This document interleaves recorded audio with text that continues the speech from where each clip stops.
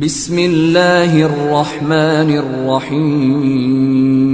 আজকের ঘটনাটি এক মহিলা তালাক চাওয়ার গল্প।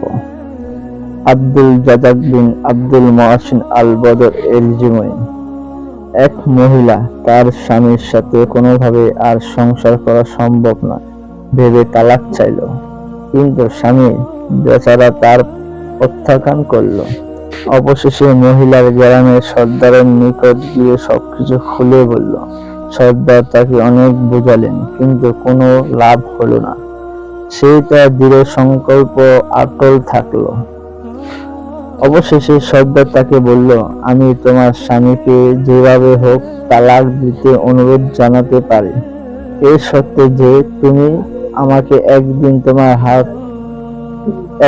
তোমার হাতে তৈরি করা সুস্বাদু খাবার খাওয়াবে, আর এই খাবারের উপকরণ সমগ্র করবে গ্রামের বিভিন্ন বাড়ি থেকে।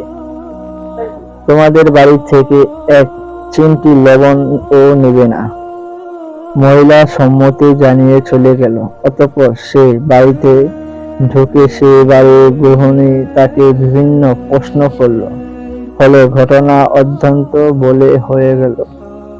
তখন সেই গৃহিণী তার স্বামীর দোষ ত্রুটি আলোচনা করে। এভাবে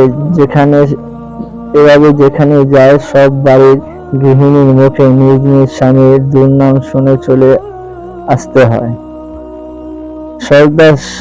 সর্দার সাহেবের এক সন্ধান খাওয়ানোর উপকরণ সংগ্রহ আর হলো না। প্রত্যেকের স্বামীর দোষ ত্রুটি শুনে মহিলা মনে মনে ভাবল, আমার স্বামী তো তুলনামূলক অনেকটা ভালো, অথচ তালাক চেয়ে লাভ কি? অবশেষে সেই মহিলা সর্দারের নিকট গিয়ে জানালো, সর্দার সাহেব, আমি বরং আমার স্বামীর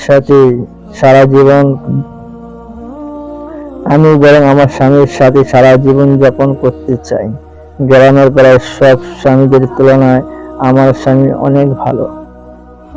সর্দার তাকে বলল, মা, আমি তোমার কাছ থেকে সুস্বাদু খাবার খেতে চাওয়ার অর্থ ছিল অধিকাংশ বাড়ির গৃহিণী দৃষ্টিতে তোমার স্বামীরা খারাপ এই কথাটা উপলব্ধি করা। কোন স্বামী বা কোন স্ত্রী সব গুণের অভ্যন্তরীণ হয়? আমরা কেউই ফেরেশতা নয়। আমাদের আদর্শ মানুষ, তাই আমাদের সংসার টিকে আছে। এক কথায় শতভাগ সত্য, বরং মানুষের সাথে মানুষের বসবাস করতে হয়, তাই আমরা মিলেমিশে থাকি।